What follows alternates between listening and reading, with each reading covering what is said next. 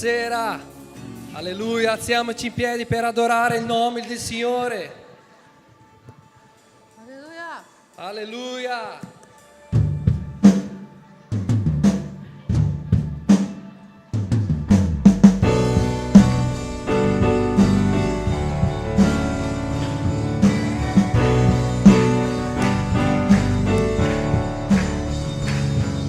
Sono circondato dalle mura, però so che presto cadrà. Se tu senti un rumore, Suono. è il suono della mia liberazione. È il suono della mia liberazione. Stanno cadendo le mura. La Chiesa La vittoria ci dà. stanno cadendo le mura. Le mura. Le mura.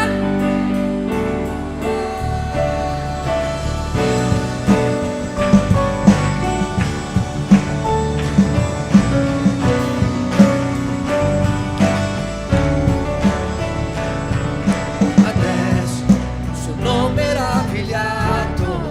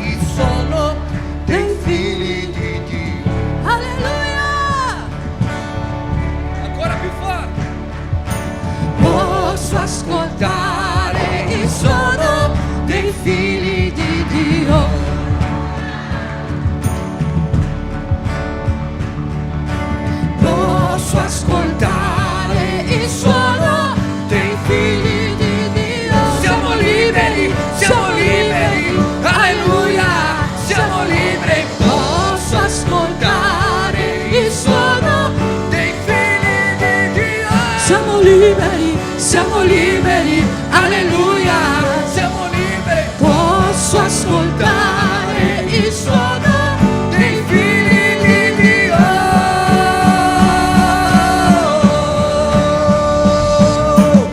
Stanno cadendo le mura, Dio la vittoria ci dà. Stanno cadendo le mura di Gerico, le mura di Gerico. Stanno cadendo le mura,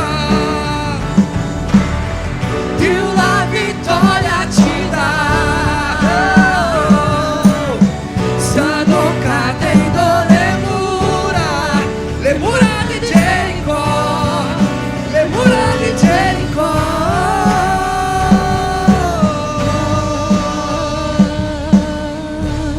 Alleluia. Stanno cadendo le mura. Stanno cadendo.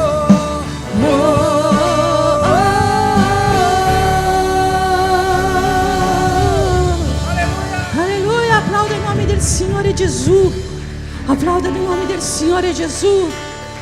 Alleluia, noi dichiariamo, Signore, questa serata, una serata che le mura cadranno per terra, le mura di impedimenti, le mura della paura, le mura dell'angoscia, le mura dell'ansietà, le mura che distruggono la nostra comunione con te, Signore. Noi dichiariamo in questo inizio di culto, in questo inizio di adorarti, che le mura croleranno per terra, Signore, che le mura cadranno per terra, Signore. Dà a noi un spirito di guerriero, dá a noi un spirito di forza, dá a noi uno spirito di combattimento, dá a noi uno spirito, Signore, che può andare contro queste mura, Signore, e dichiarare, e urlare, e dichiarare nel nome di Gesù, cadendo per terra. Io vivrò un tempo meraviglioso alla presenza del Signore, io vivrò un tempo di gioia alla presenza del Signore, io vivrò un tempo di comunione alla presenza del Signore, io vivrò un tempo di allegria alla presenza, Signore, perché io sono del mio amato,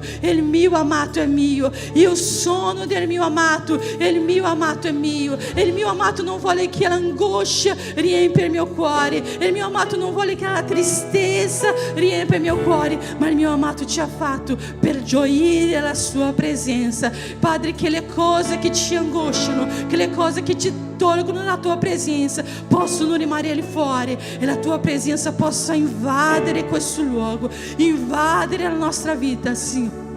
Riempire questo luogo con la tua presenza, riempire la nostra mente, Signore. Noi dichiariamo in questo momento, Signore, che ogni cosa, ogni disturbo, ogni cosa, Signore, che ci allontana dalla tua presenza, Signore, noi dichiariamo che va via nel nome di Gesù. E noi vogliamo sentire, Signore, che noi siamo amati, Signore, dal Signore, perché noi, il Signore ci ha scelto, il Signore ci ha comprato, il Signore ci ha radunato questa sera per adorare il tuo nome, Signore. E noi ti adoriamo, Gesù, benediciamo il tuo nome, onoriamo la tua presenza, onoriamo colui che era, che è e che sempre sarà, santo dos santo, re de re. Oltre non c'è come te, Signore, incomparabile, Signore, tu sei, nome al di sopra di ogni altro nome, Gesù. Noi siamo qui, Signore, per adorare questo nome, Gesù, il tuo nome, Padre, che è al di sopra di ogni altro nome, Gesù. Amém. Amém, Jesus.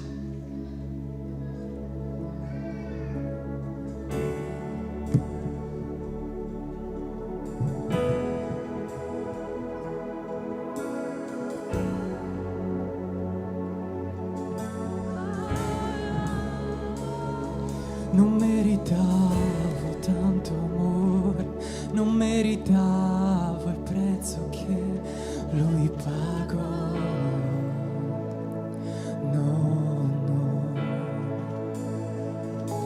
Come spiegare questo amore? Come spiegare che Lui portò i miei peccati?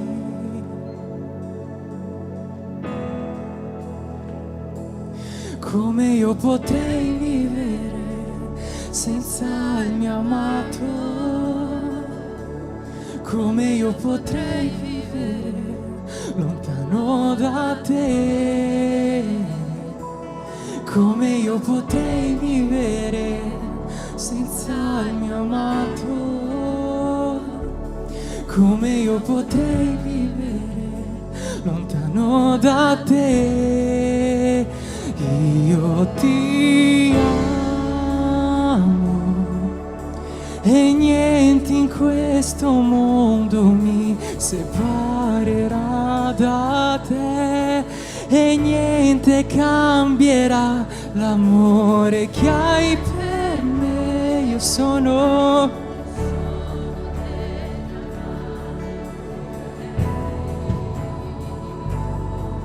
come io ti amo e niente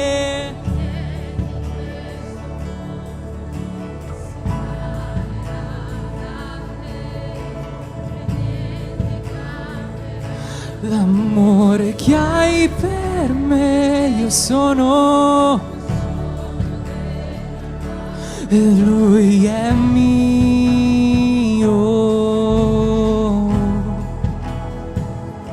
Come spiegare questo amore? Come spiegare che lui portò i miei peccati?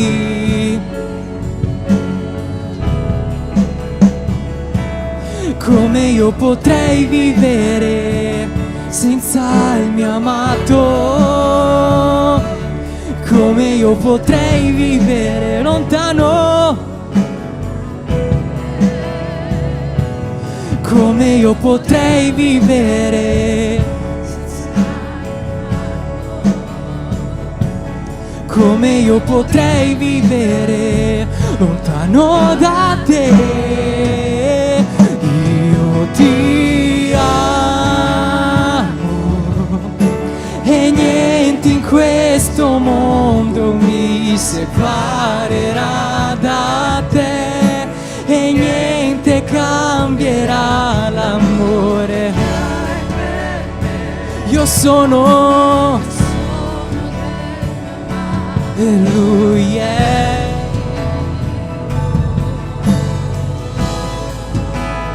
Io ti amo come io ti amo. Non mi separerà da te niente.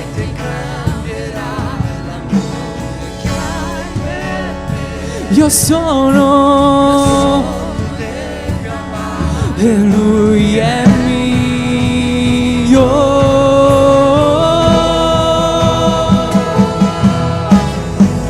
So che niente di questo mondo, nella morte, nella vita, mi separerà da te. Niente, no, neanche l'abisso più profondo, nel più alto monte, niente mi separerà da te. So che niente di questo mondo, nella morte, nella vita, mi separerà da te. Neanche l'abisso,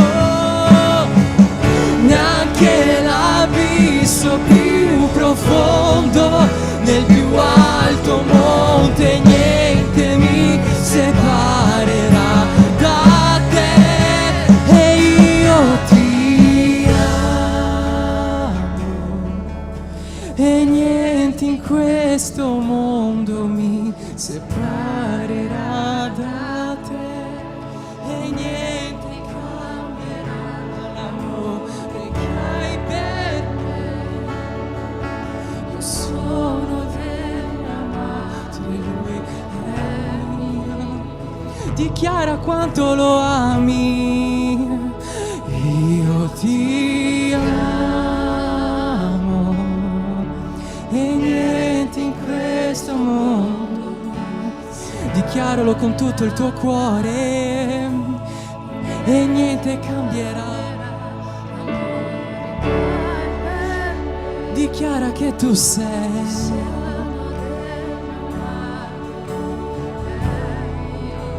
io sono del mio amato, io sono del mio amato e lui è mio. Io sono del mio amato e lui è mio, sì. Io sono del mio amato e lui è mio. Io sono del mio amato, io sono del mio amato, io sono del mio amato. Dichiaralo con tutto il tuo cuore che tu gli appartieni e lui appartiene a te. Io sono tutto tuo.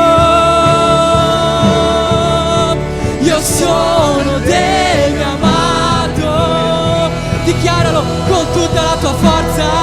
Io sono del mio amato e lui è mio. Io sono del mio amato.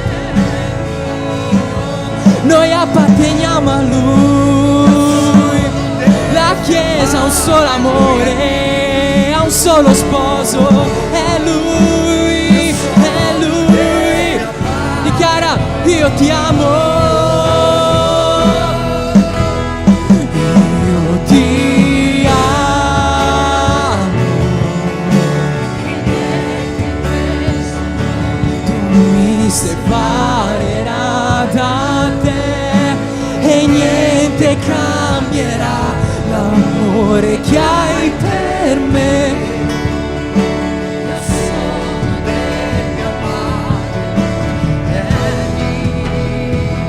io ti amo, io ti amo e niente in questo mondo niente mi separerà da te.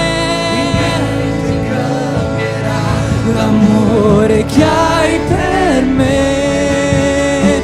Io sono del mio amato e lui è mio.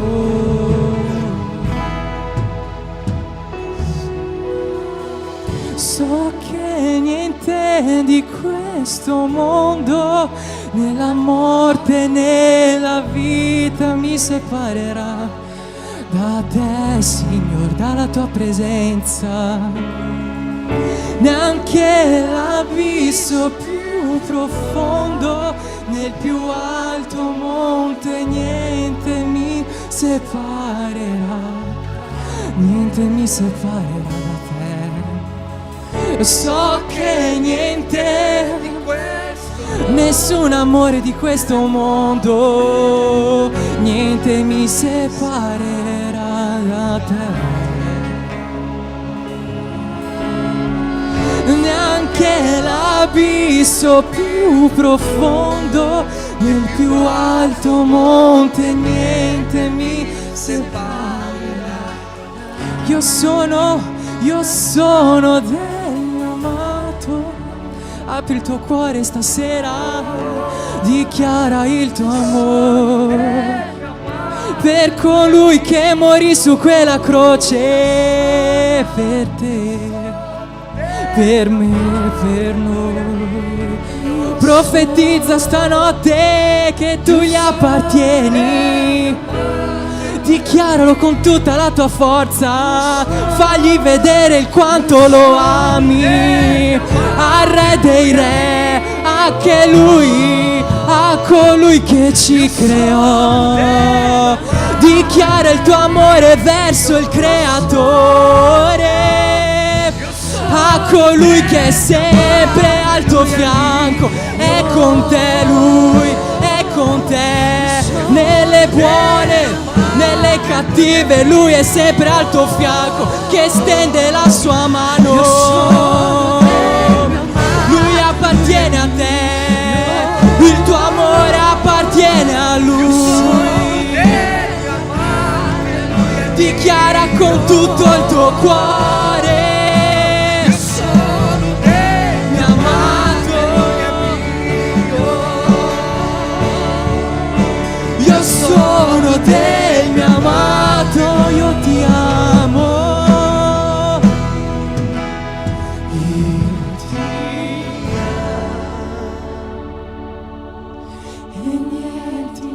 questo mondo mi separerà dal tuo amor, Signore,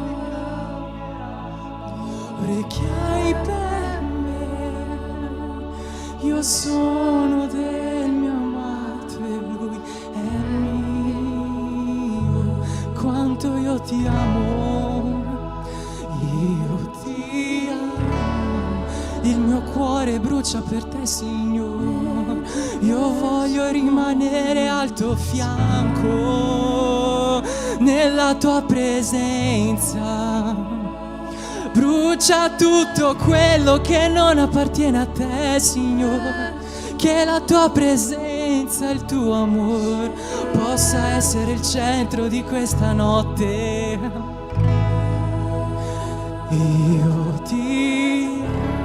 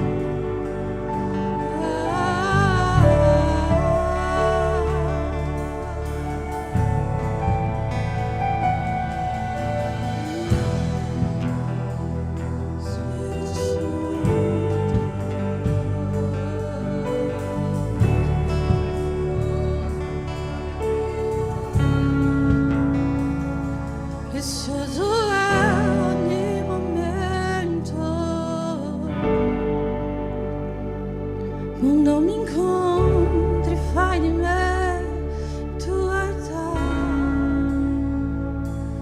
Voglio andare in profondi. Prendimi per non lasciarmi andare via. Prezioso è ogni momento. Quando mi incontri fai il tuo altare, voglio andare lì. Prendimi per non lasciarmi andare lì. Portami in un luogo dove soli e te ci godiamo il momento. Ti amo papà,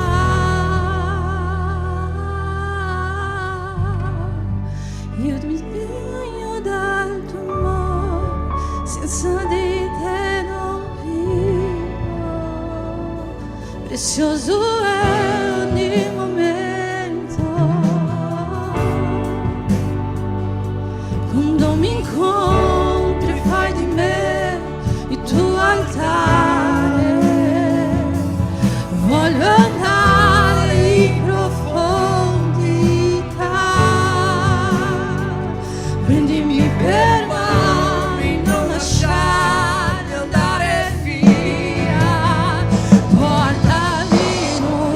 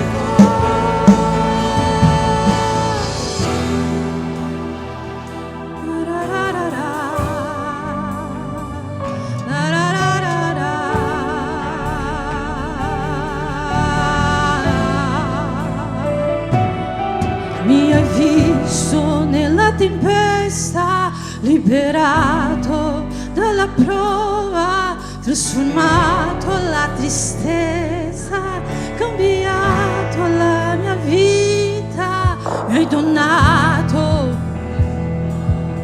ed aggiunto, mi hai accolto alla tavola come un padre che mi ama, mi hai visto, liberato, trasformato la tristezza, cambiato la mia vita, mi hai donato vesti nuove ed hai unto il mio capo, mi hai accolto alla tavola come un padre che mi ama, mi hai visto nella tempesta, liberato, trasformato la tristezza, cambiato la mia vita, mi hai donato vesti nuove ed aiuto il mio capo, mi hai accolto come un padre, portami con loro dove sono io, ti amo.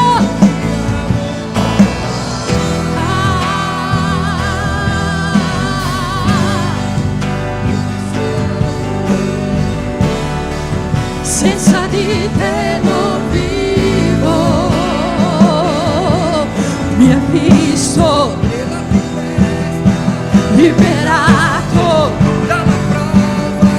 trasformato la tristezza, cambiato la mia vita, mi hai donato vesti nuove che ti aiuto,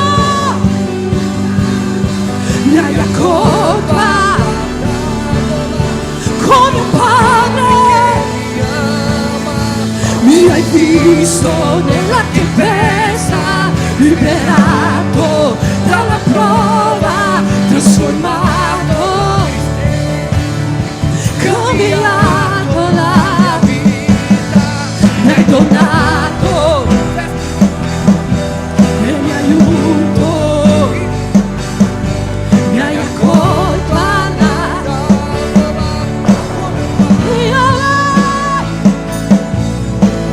Yahweh,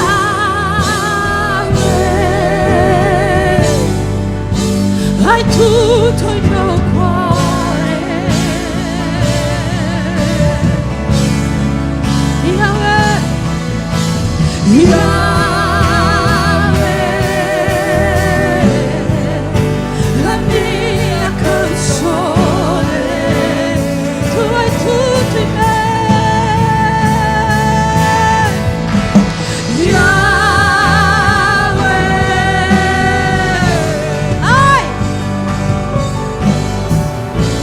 Tutto il mio cuore, Yahweh, Yahweh, la mia canzone, le voci dichiarano, Yahweh, hai tutto il mio cuore, Yahweh, la mia canzone, ancora, ancora, ancora, ancora, ancora, Yahweh, Yahweh,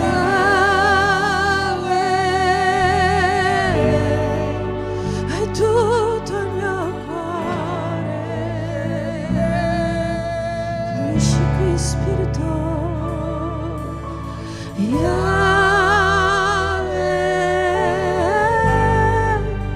la mia canzone, io voglio te, io voglio te.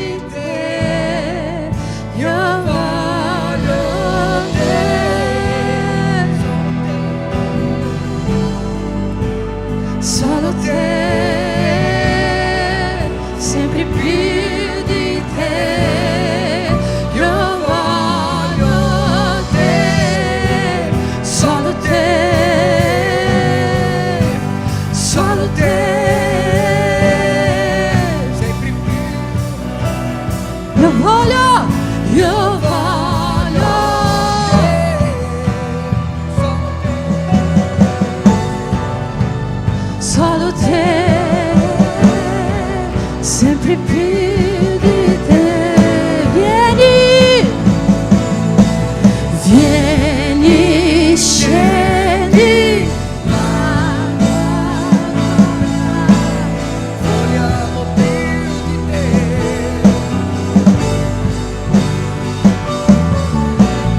Vieni, scendi. Vogliamo più di te, Gesù, vogliamo più di te. Ancora. Vieni, scendi. Vogliamo più di te, vogliamo più di te. Vieni, scendi la tua gloria. Vogliamo più di te, vogliamo più di te. Una cosa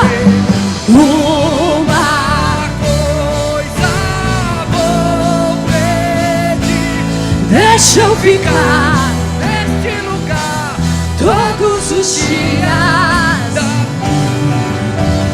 Uma coisa vou pedir. neste lugar da minha vida. Uma coisa vou pedir.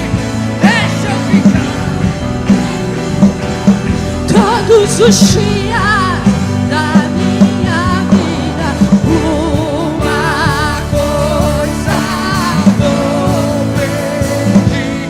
Deixa eu ficar neste lugar todos os dias. tu puoi dichiarare solo le voci.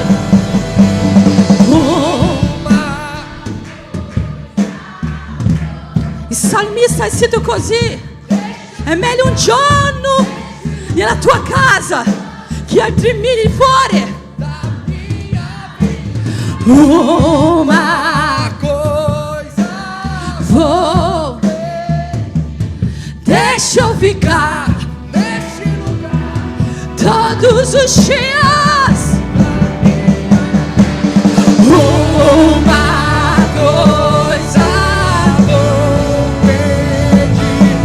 deixa eu ficar Neste lugar, todos os dias.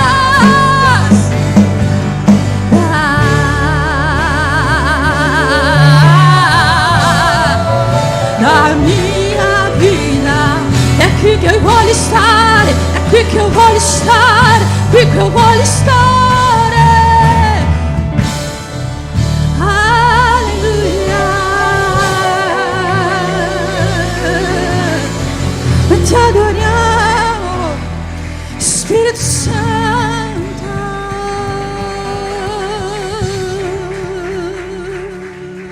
Di così alla persona vicina a te: sai perché sei qui?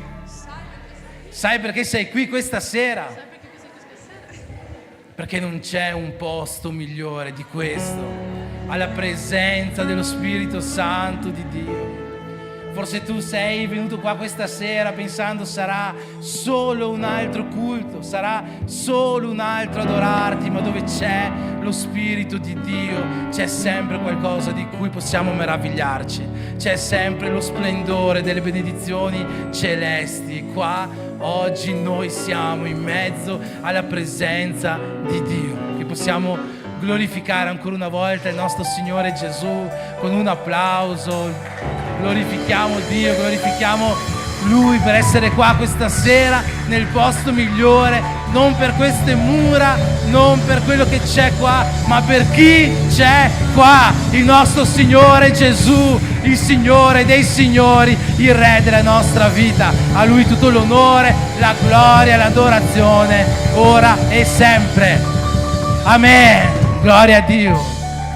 Gloria a Dio, gloria a Dio. Che bello stare alla presenza di tutti quanti voi, fratelli, sorelle, ma mi spiace per voi ancora di più la presenza dello Spirito Santo, sentire il suo muoversi in mezzo alle lode, sentirlo parlare al mio cuore, io al mio cuore. Spero che tutti quanti noi abbiamo potuto sentirlo parlare ai nostri cuori durante questo momento. Sappiamo che lo Spirito abita nelle lodi, nell'adorazione, e veramente lo Spirito Santo si è fatto presente ancora una volta questa sera in mezzo a noi. Ti chiedo di sederti alcuni minuti, vogliamo dare un paio di avvisi alla Chiesa. Il primo avviso importantissimo per domenica prossima, domenica 19 luglio, l'abbiamo già presentato, ma domenica 19 luglio, domenica prossima, saremo al lago per i nostri battesimi. Gloria a Dio, tutta la Chiesa, tutti quanti voi che siete qua, venite, coloro che non ci seguono, che oggi ci stanno seguendo su internet, sulla live, coloro che raggiungeremo con i messaggi questa settimana, tutta la Chiesa è invitata a partecipare a questo giorno. È un momento di gioia, di celebrazione. Noi vedremo e celebreremo la vita dei nostri fratelli e delle nostre sorelle che consegneranno la loro esistenza fino alla fine dei loro giorni a Gesù attraverso il battesimo nelle acque. È qualcosa che Gesù ci ha comandato di fare, ma è qualcosa di fondamentale per la nostra vita, e noi vogliamo rallegrarci con i nostri fratelli e le nostre sorelle che hanno preso questa decisione. Quindi non mancate, domenica 19 saremo qua a Sirmione, località Punta Gro, è dove ogni anno facciamo i battesimi. Saremo lì dalle 9 di mattina, quindi alle 9 ci troviamo lì.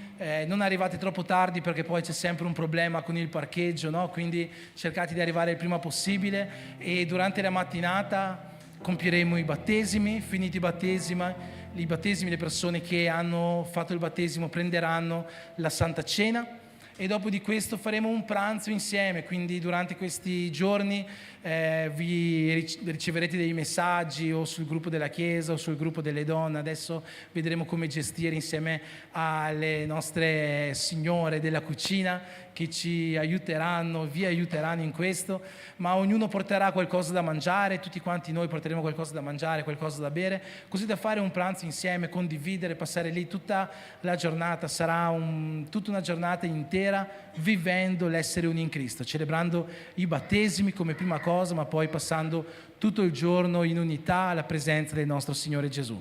Amen. Non mancate. Chi ci sarà domenica prossima? Più mani. Oh, bene, fate una foto voi della media, che dopo chi non viene lì perseguiteremo. Prossimo avviso. No, spegnete le luci per piacere, che passeremo un video.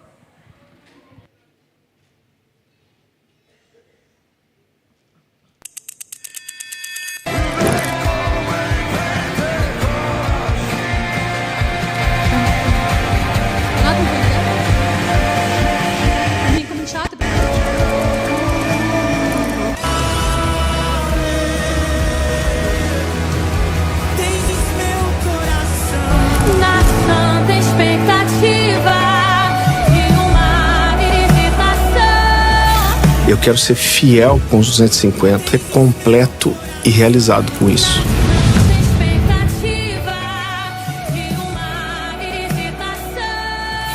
Eu quero ser fiel com os 250, completo e realizado com isso. Amém. Voglio presentarvi questo evento che è stato anche l'anno scorso. Potete accendere le luci? Che c'è stato anche l'anno scorso. L'anno scorso abbiamo fatto in albergo a Peschiera. Noi stiamo già muovendo per questo evento. Questo evento è fatto per tutto, gira intorno alla musica, persone che amano la musica, che vogliono servire nella musica, che vogliono imparare con la musica. Saranno amministrazioni dirette a persone che amano questo ambito della Chiesa.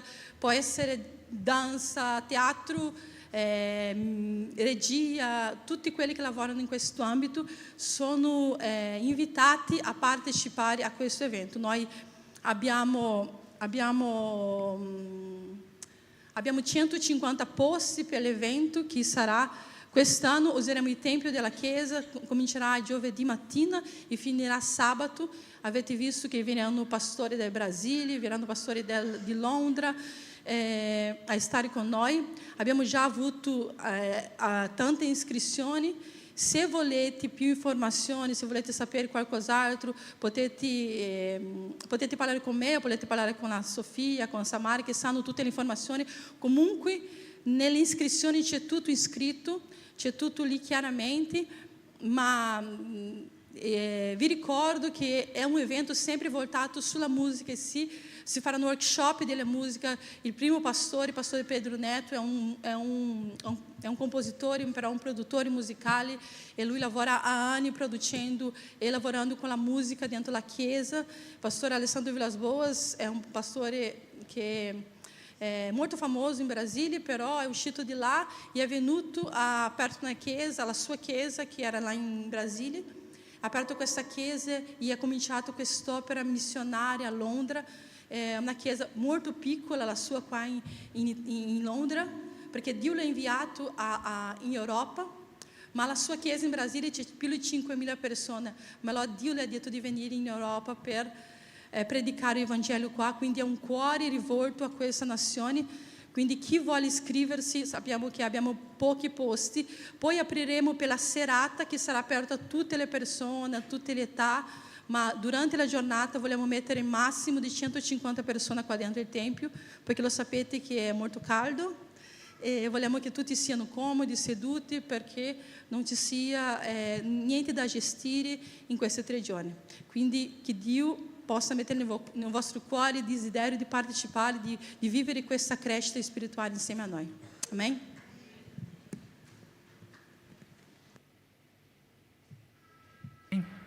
Bene, abbiamo finito gli avvisi, ti chiedo di alzarti in piedi, facciamo una preghiera per le decime, per le offerte, prima di proseguire con la parola che questa sera sarà predicata, e ho molta aspettativa in quello che lo Spirito Santo vuole fare questa sera in mezzo a noi attraverso la predicazione della parola. Tu che hai portato la tua decima, la tua offerta, in questo momento puoi offertare attraverso il gasofilassio, la cassetta delle offerte. Raffaele, ho bisogno, per piacere, vi chiedo un piacere.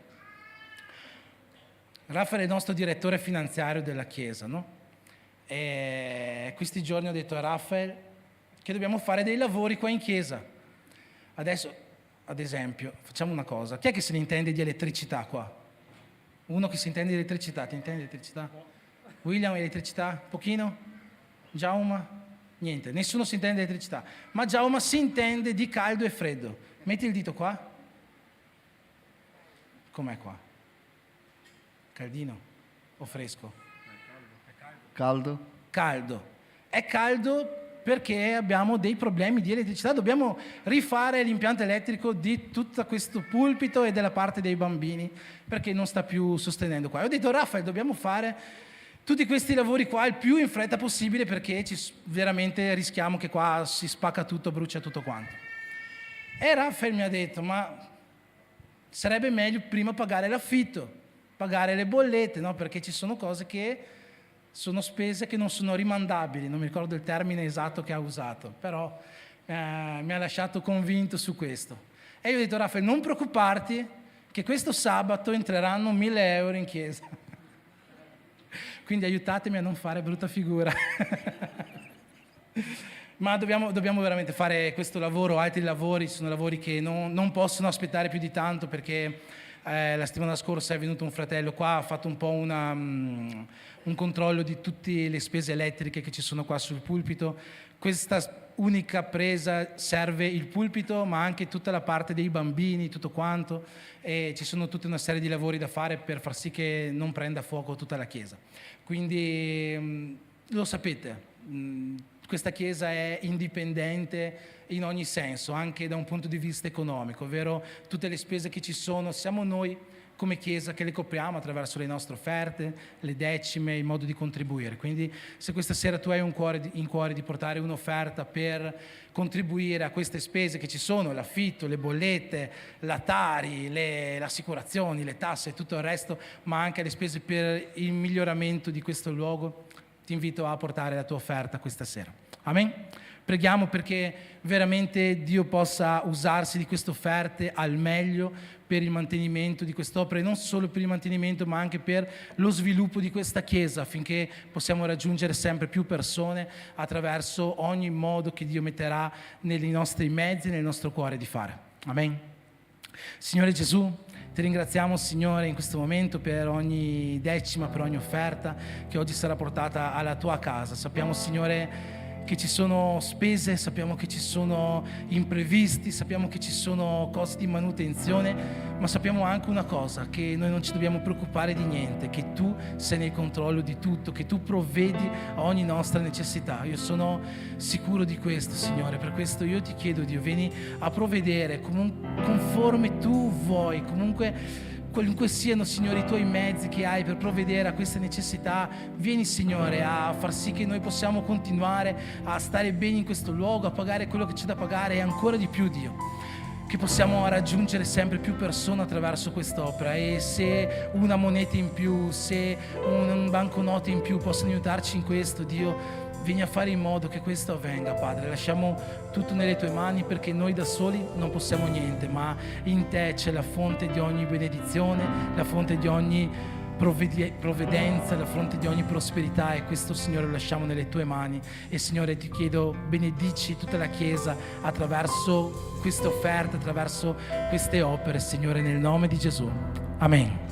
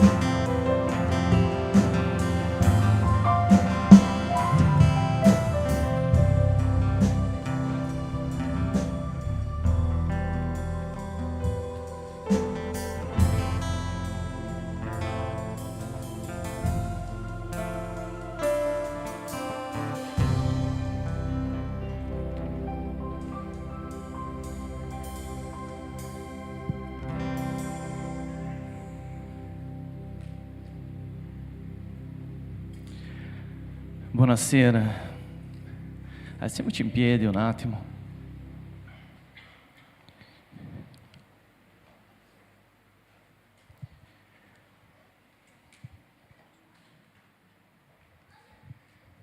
Chiudiamo i nostri occhi, facciamo una preghiera. Grazie Gesù perché sei sempre con noi. Grazie che parli ai nostri cuori. Grazie che tu dici quello che abbiamo bisogno di sentire, non solo quello che vogliamo sentire.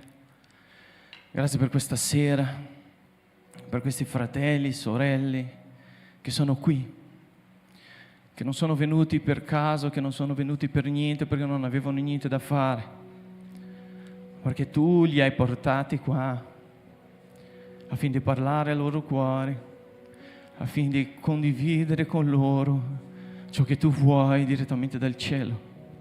Per questo io ti ringrazio, perché tu usi me. Io non so il perché, ma non sta a me a decidere. Io rispetto e obbedisco alla tua parola, quindi io ti ringrazio per quello che farai questa sera. Nel nome di Gesù. Amen. Buonasera, pace, potete sedervi. Io ripeto perché mia moglie mi ha detto: mi raccomando, saluta la Chiesa, fai un sorriso, se non si spaventano tutti e vanno via. Io ho detto meglio così, così non c'è nessuno che mi scherza. Dio è buono, amen. Dio è buono. E Lui, come ho detto nella preghiera, si usa di noi a volte anche se noi non capiamo il perché. E Lui in questa settimana, il pastore mi ha comunicato, ho detto ok, e Dio ha cominciato a ministrare nel mio cuore una parola che vi do un attimino il contesto, che così almeno insieme a me potete capire. Come ha chiesto Lucas prima di partire, lui ha guardato il tablet che era aperto sulla sua scrivania, ha detto posso leggere? Ho detto sì, e lui ha cominciato a leggere tutto quello che avevo scritto e lui mi ha chiesto ma è difficile predicare? Non è difficile, però non è soltanto il parlare, il comunicare, ma è il trasmettere qualcosa. E quando si tratta della parola di Dio c'è un peso diverso. Non è un insegnamento, non sono solo informazioni, ma c'è una vita, c'è un vissuto. Io non sto parlando a persone che vogliono sapere cose nuove, ma persone amate da Dio, che dipendendo da quello che ascoltano da me, faranno il lunedì mattina e ti cambierà la vita, per il peggio o per il meglio. Quindi io devo avere questa responsabilità. Infatti questa settimana, appena saputo che predicavo, Dio ha cominciato a ministrare nel mio cuore una parola. E vi dico la verità che forse non era la settimana giusta per la parola secondo i miei pensieri. Perché come ben sapete sto attraversando il momento con il mio papà, ma lui sta bene, ok? Sta bene, si sta recuperando, ha finito le chemio, lui sta bene, grazie a Dio e alle vostre preghiere. Ma Dio mi ha fatto ricordare della sorella Adriana, che abbiamo pregato tutti insieme all'inizio dell'anno, che Dio ha compiuto un miracolo nella sua vita, amen? Lei è viva. E chi ha avuto la possibilità di andare in ospedale a visitarla nei giorni in cui i medici hanno detto da qua in poi venite finché potete perché non ce la farà. E mi ricordo di essere andato il venerdì, 2 giorni dopo questa notizia, e l'ho vista e c'era niente da fare. Ma Dio, per la sua infinita misericordia, ha compiuto un miracolo che fino adesso non riusciamo a spiegare. E questo è il miracolo di Dio. Perché finché noi possiamo spiegare le cose, allora non è un miracolo. Perché il miracolo è qualcosa che va oltre il naturale. E questo è stato un miracolo. E Dio ha compiuto un miracolo. E sta compiendo nella vita del mio papà un po' diversamente, ma sta facendo. E in questa settimana aspettavamo una notizia di un'altra situazione, altre persone, che ci contavamo che l'esito di questa risposta, che anche lì è un miracolo, io non posso dire i dettagli perché non è la mia storia, stiamo solo vivendo insieme, ma arriverà il momento, nel nome di Gesù. E questa persona ci ha comunicato, stava comunicando con noi, guarda che la risposta verrà settimana prossima, che è questa. E fiduciosi, sì, sarà un sì, sarà un sì, sarà un sì. Ma La risposta è stata no. E infatti Luana mi ha scritto, mi ha detto guarda no, e io ero al lavoro, ero lontano anche, e subito Dio ha ministrato nel mio cuore che lei mi ha chiesto allora hai preparato la predica, questo è stato giovedì, ho detto no, però Dio ha messo qualcosa nel mio cuore, e questo che mi hai raccontato, il no che questa persona ha ricevuto, ha confermato la parola, però è un controsenso perché la parola che Dio adesso ha messo nel mio cuore è stato miracoli. E non è accaduto in quella situazione. E Dio ha detto, ma devi parlare di miracoli. E io vi dico la verità, tutta la mia vita che ho predicato, non ho mai parlato dei miracoli. Mi ho detto anche a lui, non so neanche come cominciare, non saprei neanche cosa dire, perché veramente non ho mai studiato a riguardo, è qualcosa di molto nuovo per me. Però va bene, eccomi qui, amen? Infatti stamattina siamo svegliati, pranzo e via, e subito dopo, non mi ricordo l'orario, il pastore che mi manda il messaggio, ce l'hai il tema della predica, così metto nel banner. Io in quel momento non avevo neanche la predica, come avrei potuto dare il titolo? Ho detto dai, aspetta un attimo che fra un po' arriva. E da quel momento io mi sono messo nella stanza di Lucas a prepararmi e ho messo quella canzone che tanti conoscono, Giuliani Sousa, Ah Gesù. E ho cominciato a fare attenzione a quel testo che diceva e lì è come se il cielo si fosse aperto e Dio cominciasse a ministrare nel mio cuore che è arrivato un momento che ho dovuto uscire dalla stanza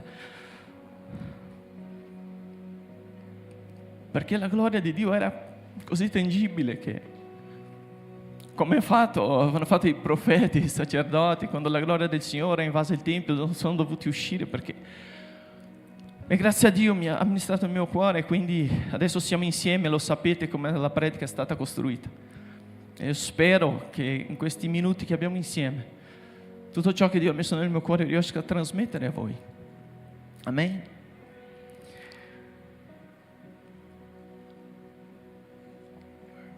Leggiamo insieme Efesini 2, versetto 8, 9 e 10. Efesini 2, 8, 9 e 10.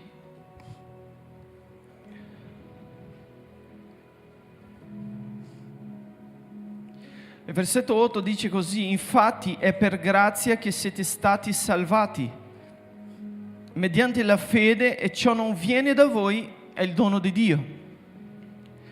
Versetto 9, non è in virtù di opere, di così, non è in virtù di opere, di non per le opere. Amen. Affinché nessuno se ne vanti. Versetto 10, infatti siamo opera sua, di com'è, siamo opera sua. Non salvati per opere, ma siamo opera sua. Amen.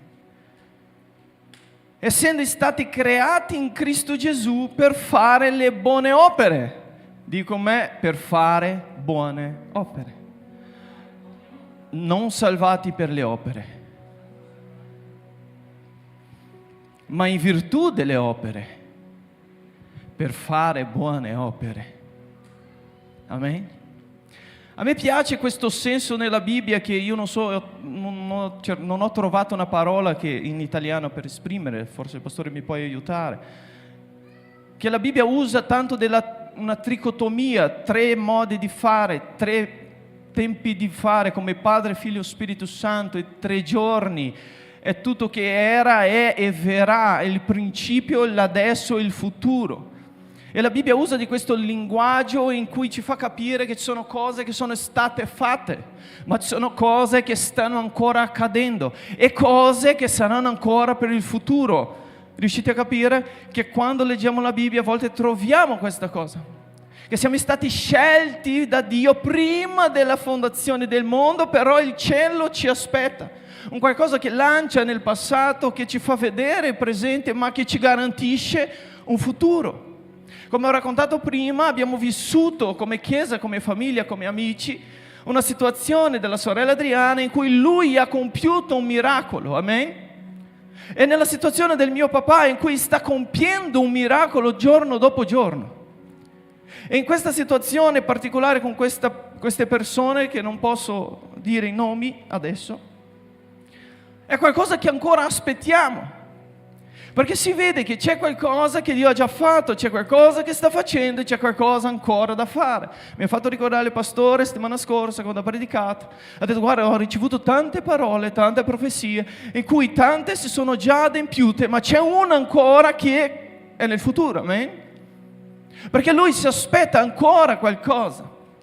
E forse tu, come me, alcune cose sono già accadute, altre cose si stanno accadendo, ma ci sono cose che tu dici: nel nome di Gesù accadranno.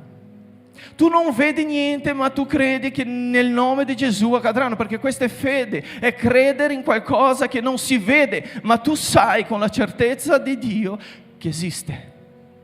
Amen?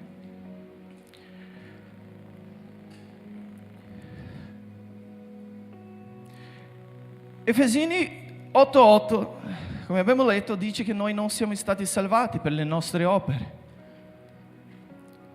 Questo mi fa capire che non c'è niente che io possa fare affinché io guadagni o vinca o prenda questa salvezza.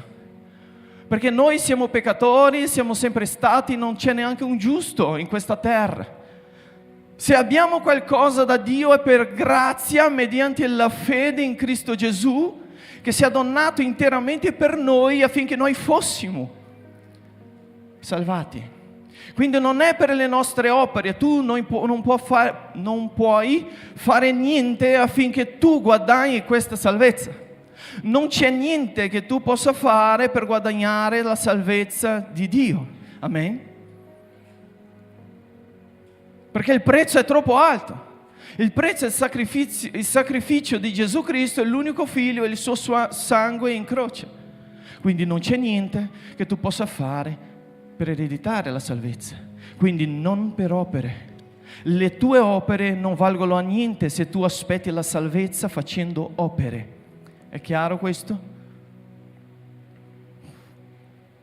La parola opere, questa qua, che non per opere siamo stati salvati, nel greco è ergon, che vuol dire lavoro, sforzo, fare qualcosa.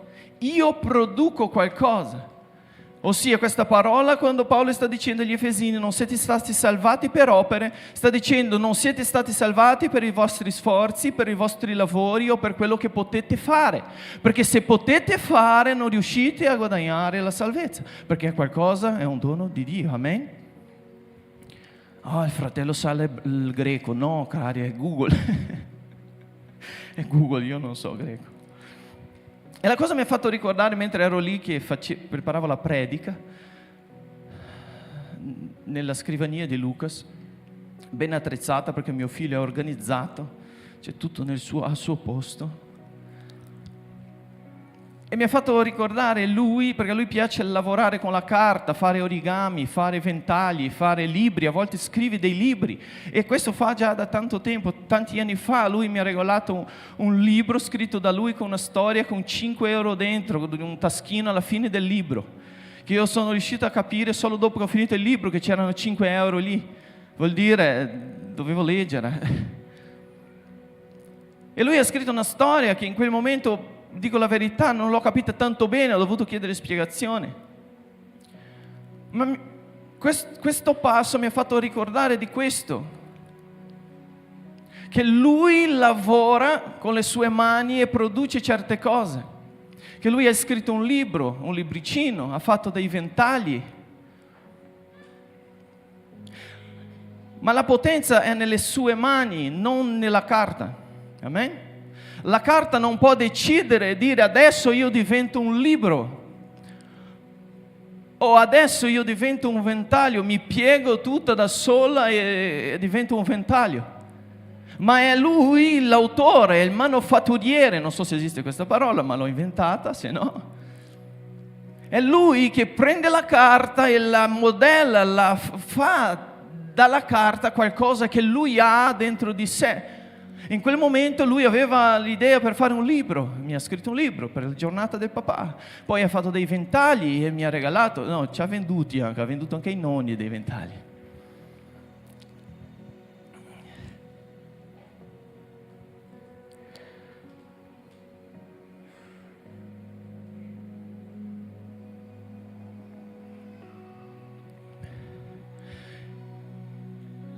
E io pensando a questo ho detto, ma che potente.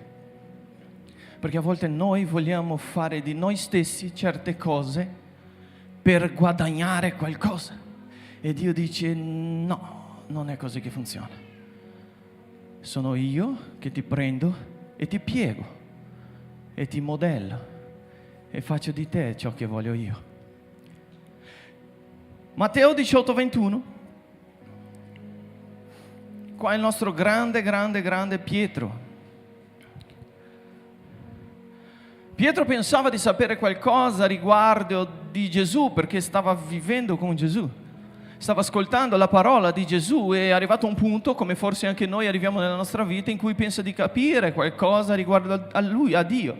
Ma vi dico una cosa, fratelli, più conosci Dio, più capisci che è Lui che si fa conoscere a noi affinché noi possiamo sopportare certi pesi piano piano nella nostra vita.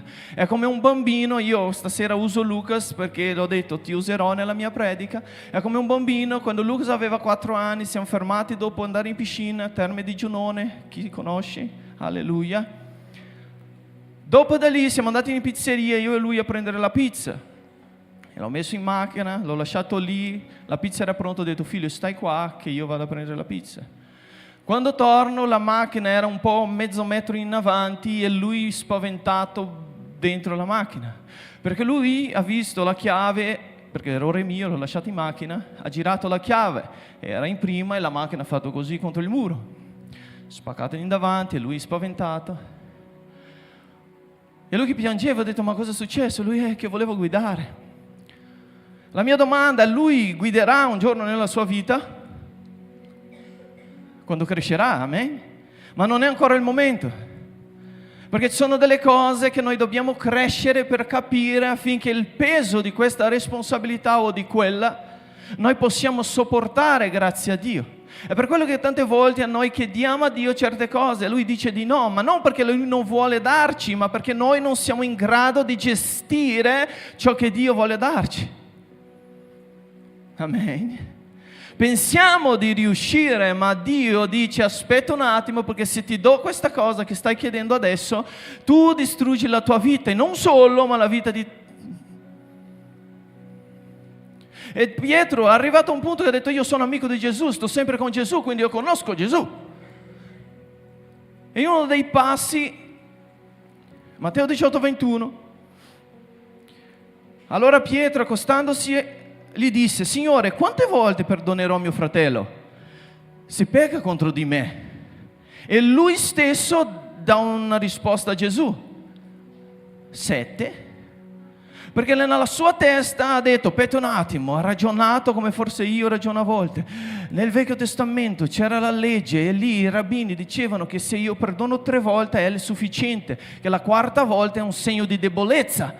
Quindi io dirò a Gesù che come Dio ha riposato nel 7° giorno, io perdonerò 7 volte, il numero della perfezione. Quindi Pietro, io immagino come me tante volte davanti a Dio riempie il petto con l'aria, si raddrizza le schiene e dice Gesù, quante volte devo perdonare mio fratello? 7.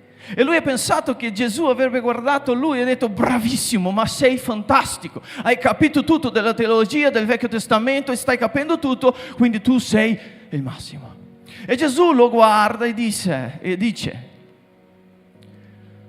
non 7, ma 70 volte 7, per dire i tuoi limiti non riescono a comprendere tutto ciò che è dentro di me, quindi io ti do infrazioni affinché tu riesca a capire.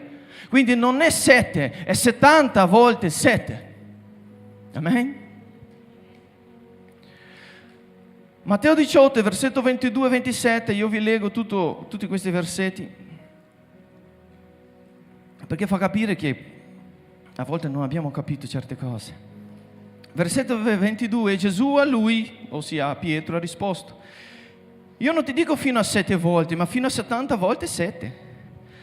Perciò il regno dei cieli è simile a un re che vuole fare i conti con i suoi servitori. Versetto 24, avendo cominciato a fare i conti, questo signore, gli fu presentato uno che era debitore di 10.000 talenti. Ossia, Pietro dà la risposta a 7, Gesù dice no a 70 volte 7 e spiega con una parabola per far capire: vieni qua che ti spiego, tu non stai capendo certe cose. E racconta questa storia che questo padrone comincia a fare i conti con i servi e c'è uno che gli deve 10.000 talenti. E questo servo arriva davanti a questo signore e il Signore dice: oh, tu mi devi 10.000 talenti, quindi io devo vendere tu, i tuoi figli, tutto quello che hai, affinché tu possa pagare questo debito. E questo uomo si inginocchia davanti a Gesù, vi leggo, vero se no? E non avendo costui di che pagare, il suo signore comandò che fosse venduto lui, moglie, figli e tutto quanto aveva, che il debito fosse pagato. Versetto 26. Perciò il servo, gettandosi a terra, si prostrò davanti dicendo: abbi pazienza con me e ti pagherò tutto. Ripetete con me: abbi pazienza, ti pagherò tutto. E Gesù continua a dire: e il Signore di quel servo, mosso di compassione, lo lasciò andare e gli condonò il debito, ossia gli perdonò il debito, cancellò il debito. Perché il servo, fino a quel momento, come Pietro stava facendo i conti e ha pensato che poteva pagare il Signore. E ha detto: aspetta, abbia pietà di me perché io ti pagherò tutto. Ma il Signore ha detto: ti perdono. Perché se aspetto che tu mi paghi, questo non accadrà mai. È questo che Gesù sta dicendo. Il servo dice: io ti pagherò, e il padrone dice: sei perdonato. È la stessa cosa con noi, che le nostre opere non riusciranno mai a pagare il nostro debito con Dio. E Dio, di certa forma, come in questa parabola, dice: guarda, voi non riuscite. No, ma io faccio, io prego, io vado, io vengo, do le elemosine, vado in chiesa, conosco i comandamenti, canto, suono, alleluia. Ma tutto questo che fai non riuscirai a pagare mai il debito. Non sei riuscito nel passato, perché lo siamo già, amen. E quindi il Signore, il padrone, dice: sei perdonato, ti cancello il debito. Perché Gesù voleva dire a Pietro e a tutti gli altri: non c'è niente che tu possa fare per pagare niente. È meglio che io ti perdoni e che tu vai e faccia lo stesso. E sappiamo che dopo la storia non dice ben così, perché questo servo è uscito e va bene, avanti, non è la predica di oggi.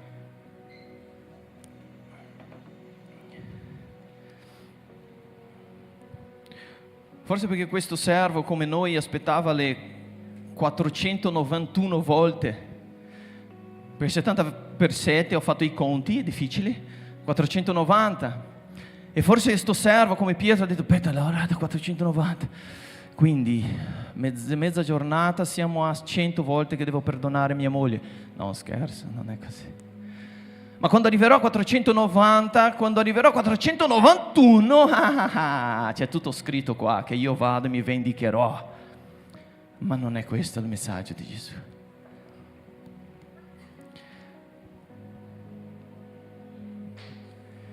Efesini 8:10, la prima parte dice, versetto 10: infatti siamo opera sua. Ripetete con me: non siamo salvati per opere, ma noi siamo opere. Amen. Essendo stati creati in Cristo Gesù. Qui la parola opera del greco, del Google, è poema, che ci fa ricordare una parolina che conosciamo in portoghese e in italiano, che è la stessa: poema, un'opera d'arte. qualcosa pensata, qualcosa che non ha preso forma in sé da sola e si è attorcigliata un attimo per diventare un ventaglio, un libro, perché da sola non poteva fare niente. Ma il manufatturiere, il creatore, ha detto: non siete stati salvati per i vostri sforzi, ma voi siete opere, siete poema, siete qualcosa di importante e speciale per me. Perché voi non siete stati creati come tutto il resto nella Genesi. Gli alberi crescono, gli animali siano e qua e là accada. Ma l'uomo, Dio, ha preso il tempo, anche se per lui non esiste, ma diciamo così per gli alberi, le radici, i semi, non mi ricordo esattamente come è scritto, ma è Dio che comanda e le cose cominciano a diventare. Ma quando Lui ha voluto creare te, me, noi, la razza umana, Lui si è inginocchiato a terra, ha preso un po' di terra e ha cominciato a formare qualcosa. Ha cominciato a modellare, perché Lui è il manufatturiere, voleva fare qualcosa di speciale. Quindi tu sei speciale, sei stato formato, creato in un modo stupendo da Dio. Amen? Se provano a dire qualcosa di diverso di quello che sto dicendo adesso, nel nome di Gesù vattene. Perché in Cristo io sono opera sua, io sono la poesia di Cristo in questa terra. Io sono l'opera modellata, creata, generata, fatta secondo la sua immagine e somiglianza. Quindi quando ti guardi allo specchio devi guardare qualcosa di molto speciale, Rafa. Non guardare un uomo che a volte è stanco dal lavoro, guardare forse come io un uomo limitato, pieno di debolezze, che a volte pensa cose brutte. Ma devo guardare allo specchio e ricordare di Paolo che dice: non sei stato salvato per opere, non puoi fare niente, ma tu sei stato creato, generato da Dio, tu sei la poesia di Dio. Amen? Alleluia.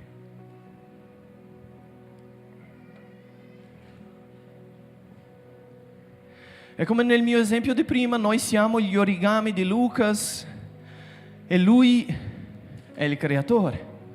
Quindi lui guarda quei fogli, ma non lascia stare quei fogli come sono, lui fa diventare qualcosa che lui vuole, alla seconda della necessità. Se c'è caldo, lui fa un ventaglio. Se è per il papà che piace a leggere e lui vede ogni tanto qualche libro lì, lui ha detto: scrivo un libro. Quindi tu sei stato creato per delle cose specifiche. Forse per guardare me qua che sto tremando e dire: ma io non so predicare, neanche io. Ma forse è la chiamata che Dio ha per me, come ha detto Murillo prima che io salisse, mi ha detto: guarda che... E amen, ci provo, stiamo crescendo e grazie ai pastori che si fidano, perché io non si affiderei il pulpito a me stesso, ma se loro si fidano è perché loro vedono qualcosa che io non vedo ancora. E forse Dio guarda te e dice: peta la necessità di questa gente nel 2026 sono degli uomini in posizioni, quindi io devo prendere questi uomini, questi pezzi di carta, come Lucas fa, come Dio fa, e modellare alla seconda della necessità della Chiesa, della gente, del popolo. Amen? Quindi sappiamo e abbiamo capito. Guarda di fianco a te, guarda tua moglie, i tuoi figli, guarda i tuoi amici, quelli che sono di fianco a te, dai un'occhiata. Siamo diversi, amen? Siamo diversi, ognuno con gusto, ognuno con colore, ognuno con... E tu puoi pensare: ma io non sono come a volte guardiamo adesso d'estate, no? Guardiamo no perché io non ce l'ho, ma vediamo le famiglie felici che sorridono al mare e tu guardi e dici: io sto lavorando, ma loro viaggiano e sono felici, io? Ma tu sei diverso. Non è perché uno sta facendo qualcosa che tu devi fare. Non è perché qualcuno Dio usa in un modo che tu debba essere usato come loro. Tu sei unico, creato, modellato da Dio per qualcosa di molto speciale. Tu sei la poesia di Dio. Tu non sei una bozza di qualcosa che Dio era lì nel cielo e ha detto: aspetta un attimo che adesso non ho niente da fare, finita la serie su Netflix, adesso mi prendo un pezzo di carta e po' di terra e comincio a modellare l'essere umano. Non è stato così. La Bibbia mi dice che prima che io nascesse c'erano già delle opere preparate per me. Quindi non per opere sono salvato, ma io sono l'opera di Dio. Amen?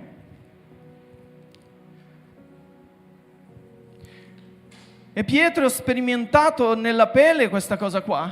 Il stesso Pietro che prima pensava di sapere qualcosa, che di conquistare Gesù con la sua sapienza, il saputello del turno. Gesù racconta una storia, adesso lo stesso Pietro. Matteo 4, 18.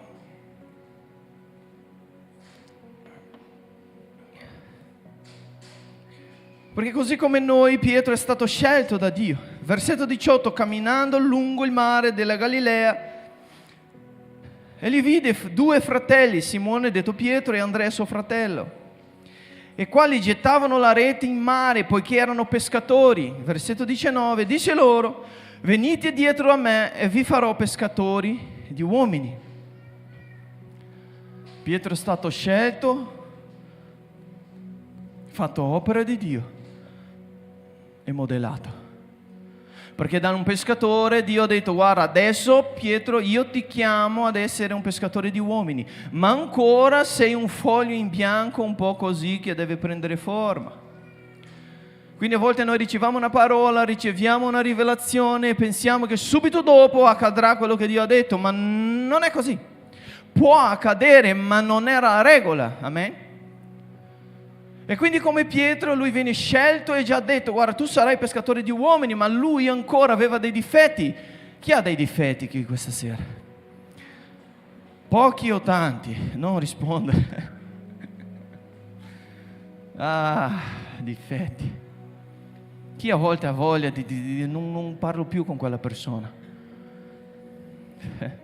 Io quando guido il mio camion, a volte quel camion è carico pesante, a volte deve legare bene, ma comunque se fai una frenata un po' troppo forte, il carico rischia di spostarsi, è un rischio per me. E a volte vedo quelle macchine, sai, quelle là che trovi anche te, mentre stai arrivando alla rotonda e non c'è nessuno, e la macchina si ferma davanti a te, e tu col camion devi frenare e senti solo il rumore nel cassone.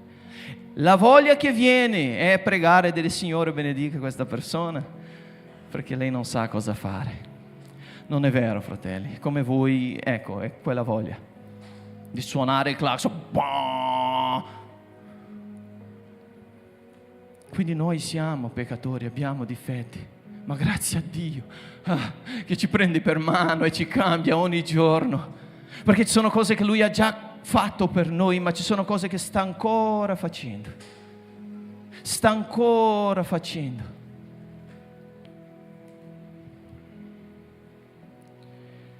Luca 22, versetto 50.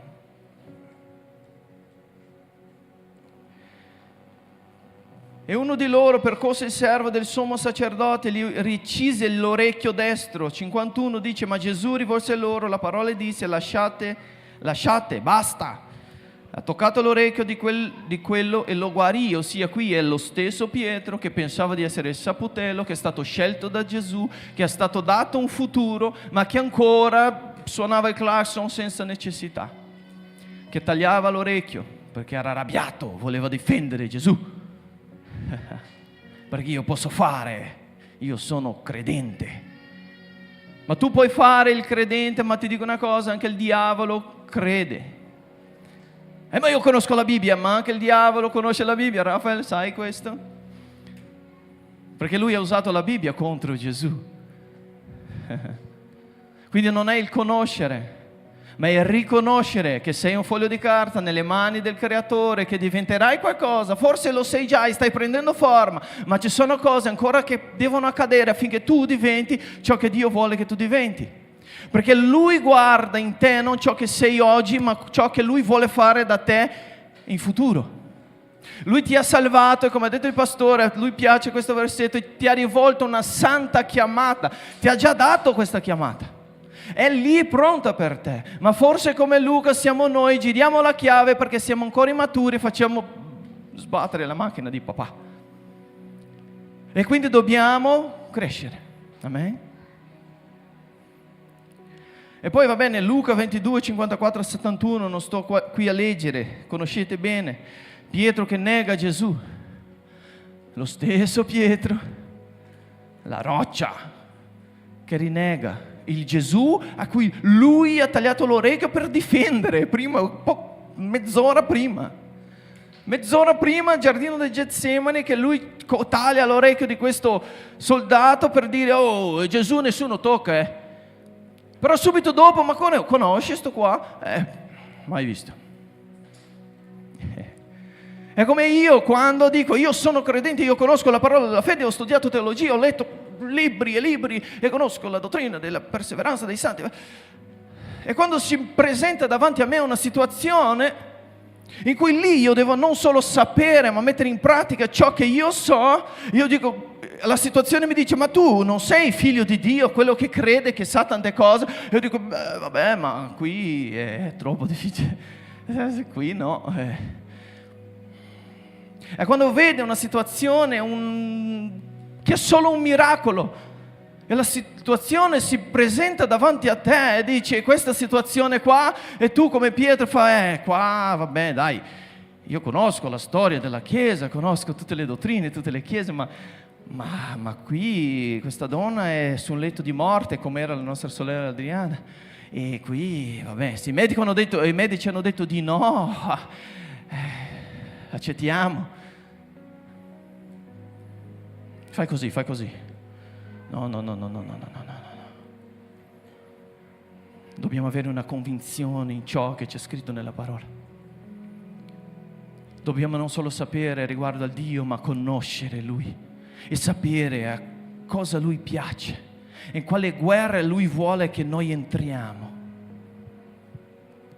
E io vi dico una cosa: quando Dio mi ha dato questa parola e ha cominciato a ministrare nel mio cuore riguardo a miracoli, mi sono spaventato, perché io credo nei miracoli, ho già visti dei miracoli, e Dio mi ha detto così: dì alla Chiesa che io farò dei miracoli in mezzo a loro. Prima di arrivare mia moglie mi chiese in macchina: ma stai bene? Ho detto: lei fa: ma perché sei così in ansia? Hai già fatto altre volte. Ho detto: ma è diverso, non lo so, non riesco a spiegare. C'è un peso, c'è qualcosa. E mentre vi parlo, Dio mi conferma che il miracolo, Lui compierà e farà dei miracoli in mezzo a noi. Io non sto dicendo questo affinché voi crediate che io sappia o sia qualcosa. Io non sono nessuno, sono come voi. Ma ci sono situazioni nella nostra vita che Lui dovrà compiere dei miracoli e si userà di noi affinché il miracolo accada. Amen? Guarda il miracolo, sta piovendo, vero?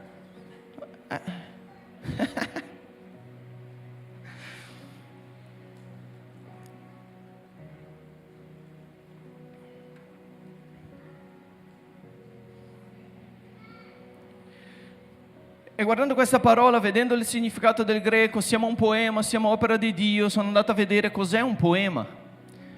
Cos'è? Curiosità. E la cosa interessante è che il poema è questo è tutto internet, ragazzi, quindi vi chiedo, fate attenzione che io devo leggere, non so a memoria. Poema è il testo fisico, scritto, e manifesto di una poesia. Mi sono confuso, ho detto: aspetta un attimo, poema e poesia non sono la stessa cosa? No, non sono la stessa cosa, ho scoperto questo pomeriggio. Poema è il manifesto, la cosa scritta, la cosa fatta, creata, modellata. Tu sei il poema, tu sei la volontà di Dio visibile agli altri. Ma la poesia è qualcosa che il creatore, il scrittore ha dentro di sé. È l'idea, il sentimento che lui, quando scrive il poema, la poesia è già dentro, lui esprime ciò che ha dentro e fa il poema. Abbiamo capito? Sì? Perché anche io sono riuscito, ci ho messo un po' per capire. Quindi la poesia è l'idea, è il piano, è il sentimento. Quindi quando tu guardi il tuo fratello, è l'espressione del sentimento di Dio manifesta al tuo fianco. Quando tu guardi una persona, non è una semplice persona. Qualcuno prima ha pensato, ha avuto il sentimento, ha disegnato e poi ha messo su carta, e poi ha messo su carne, e poi ha modellato. Quindi tu sei una poesia pensata da Dio e manifesta tramite un poema, un'opera sua che è stata la creazione. Amen? Io ho scritto così riuscivo a capire meglio, vi leggo: poema è il veicolo visibile che l'autore usa per registrare o trasmettere la poesia, ossia i suoi sentimenti e idee. Nell'antichità il poeta era un tipo di creatore. Quando lui scriveva un poema, le persone lo vedevano come un creatore di qualcosa, perché è qualcosa che è venuto da lui. Oggi possiamo dire una persona che scrive, come ha detto Andrea prima, sono dei compositori qui che saranno in mezzo a noi, persone non che solo scrivono canzoni, ma sentono dentro, hanno un'idea, lo spirito che li guida e loro mettono fuori questa idea.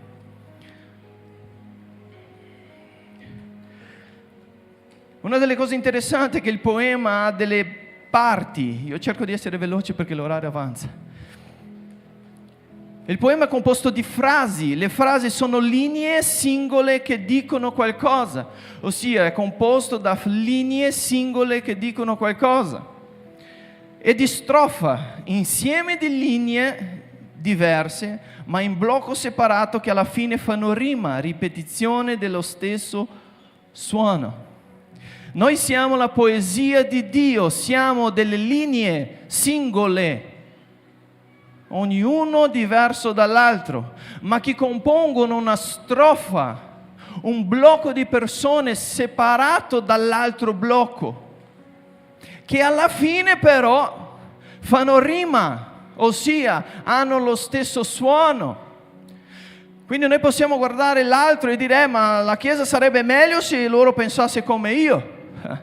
Ma il poema di Dio non funziona così, sono singole linee diverse con caratteristiche e parole diverse, ma che nell'insieme formano una strofa che alla fine hanno lo stesso suono. Tu puoi essere diverso dagli altri, la nostra Chiesa può essere diversa in alcuni aspetti dagli altri, ma una cosa non possiamo perdere, che è ciò che Dio ci sta dicendo: se noi siamo il poema di Dio, l'opera sua, alla fine il suono deve essere uguale, dobbiamo fare una rima. E tu mi puoi chiedere ma che suono è? Nella mia testa quando ho visto questa cosa mi è venuto santo, santo, santo, santo è il Signore. Santo, santo sei Signore. Qui sono solo io che canto, ma in cielo tutti quanti canteranno. Persone diverse, adesso in questo momento forse tante chiese stanno cantando, perché siamo diversi, messi in posti diversi, ma il suono deve essere lo stesso. Adorare Dio. Amen. E alla fine Efesini 8, versetto 10, la seconda parte, dice: essendo stati creati in Cristo Gesù per fare opere. Dico com'è? Per fare opere. Non salvati per opere, ma siamo opere. Per fare opere. Luca non crea un ventaglio per lasciarlo lì sopra il tavolo, Dio non crea te per lasciarlo lì seduto alla sedia della chiesa il sabato sera senza nessuna utilità. Dio ci modella, ci crea, ci salva per uno scopo ben preciso, per fare opere. E qui la parola del greco è stessa della prima, è sforzo, è lavorare, è fare, è muoversi. Ma la differenza qui è che adesso che tu hai capito che non sei nessuno senza Gesù Cristo, Dio ti sceglie, ti salva, ti dà la capacità affinché tu possa fare delle cose. Quindi non è più io che faccio il lavoro, faccio opere per arrivare a Dio. Amen. Ma io faccio opera per portare Dio agli altri. Quindi le mie opere non hanno più il senso di Pietro o forse del Vecchio Testamento, di alcune idee in cui io devo fare delle opere per arrivare a Dio. Adesso che ho capito questo, io faccio le opere per prendere Dio e portare agli altre persone. Amen.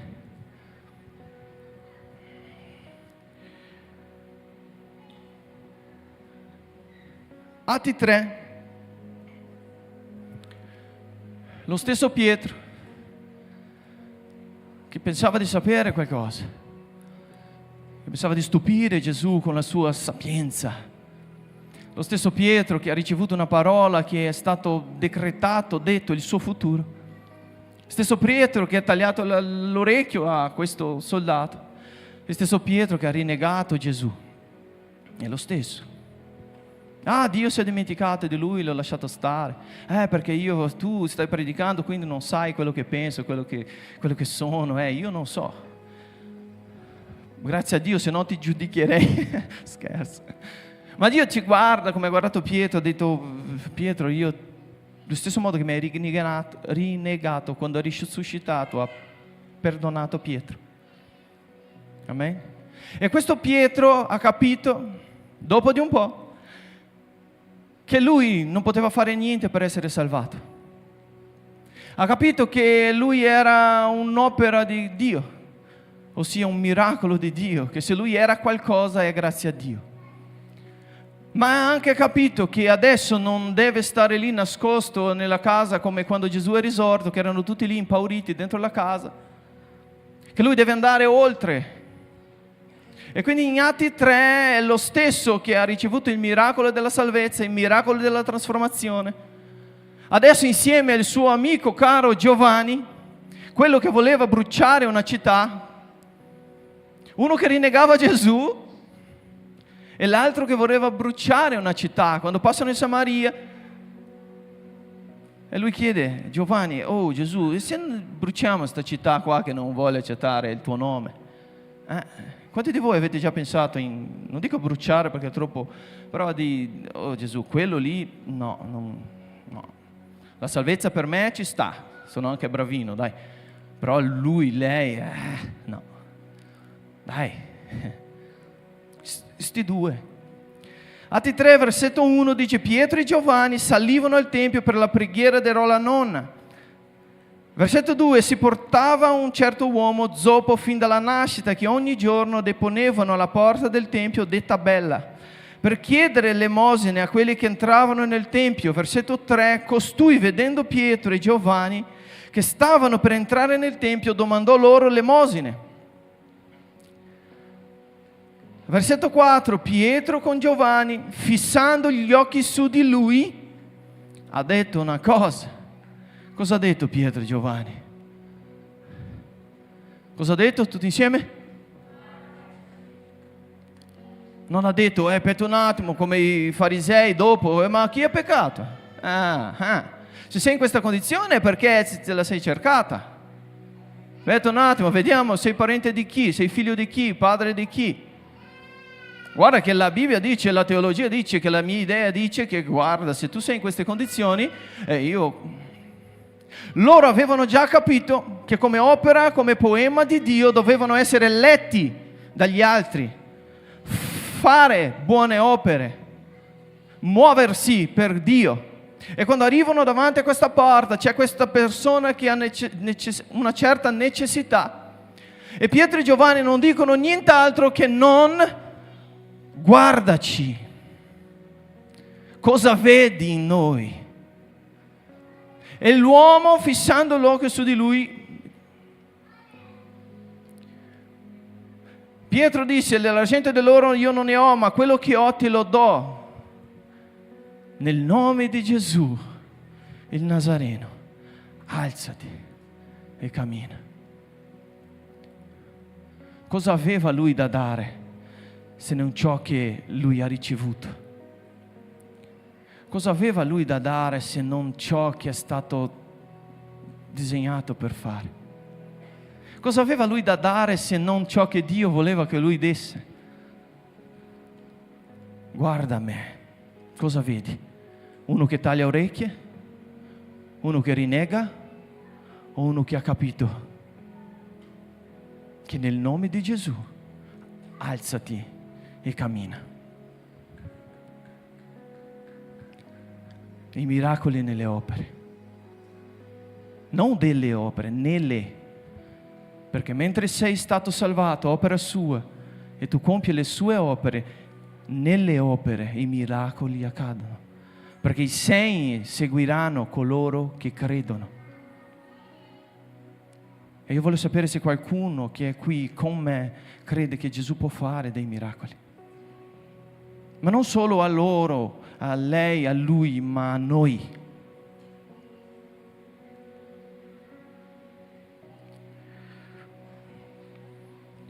Alziamoci in piedi.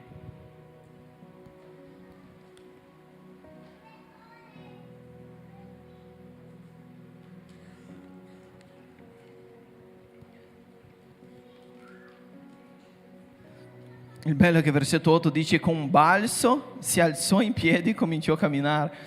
Io cerco di immaginare questo pezzo in cui lui dice: guarda me, nel nome di Gesù, alzati e cammina. E prende per mano questo zoppo e lo tira su. Perché a volte dobbiamo sì dire e dichiarare il nome di Gesù, ma ci sono situazioni e persone che Dio vuole che noi stendiamo la nostra mano. Mentre preparavo questa predica e ascoltavo quella canzone che vi ho detto prima, c'è un testo troppo forte. Io non mi ricordo a memoria, ma mi ha fatto molto riflettere. Qualcuno lo sa? No, vero? E Dio, mentre io scrivevo, è arrivato a un punto della predica che Dio ha detto: adesso tu hai capito tutto quello, vero? Sì, io ho detto sì, sono contento, perché ci ho messo anche poche ore per scrivere. Ho detto wow. E Dio mi ha detto così: adesso tu metti questa canzone, ascolta il testo e fai ciò che io metterò nel tuo cuore. Ai!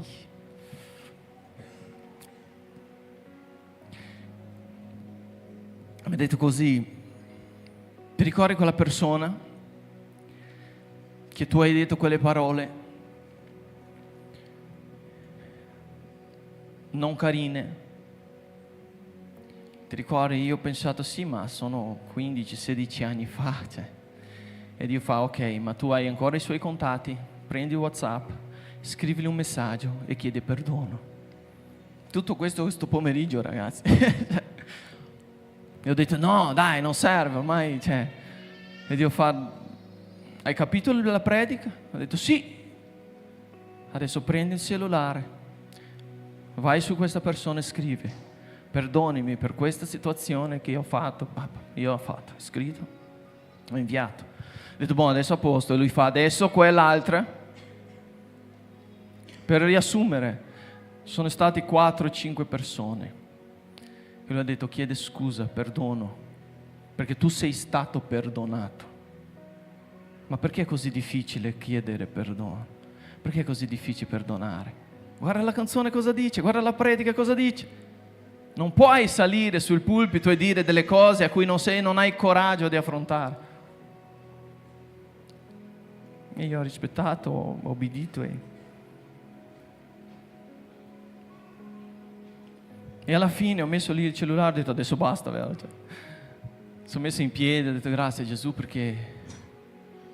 E subito dopo entra Lucas e mi toglie le cuffie che stavo ascoltando la canzone e era lì che mi ha detto: papà, tutto bene? Ho detto sì. Hai finito? Ho detto sì, ho finito. Vuoi dell'acqua? Ho detto sì. E lui è andato giù, ha preso dell'acqua fredda, fresca, tutto ciò che avevo bisogno ma non sapevo. Ho preso quell'acqua e Dio ha ministrato nel mio cuore ancora una volta. Hai visto? Quando tu fai quello che voglio che tu faccia, io prendo cura di te. Siamo opere sue per fare ciò che Lui vuole.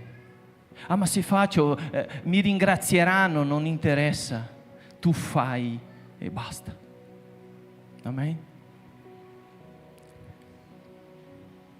Romani 11:36 mi dice: poiché da Lui, per mezzo di Lui e per Lui sono tutte le cose. A Lui sia la gloria in eterno. Amen. Adesso vi faccio un invito, vi chiedo a chiudere i tuoi occhi.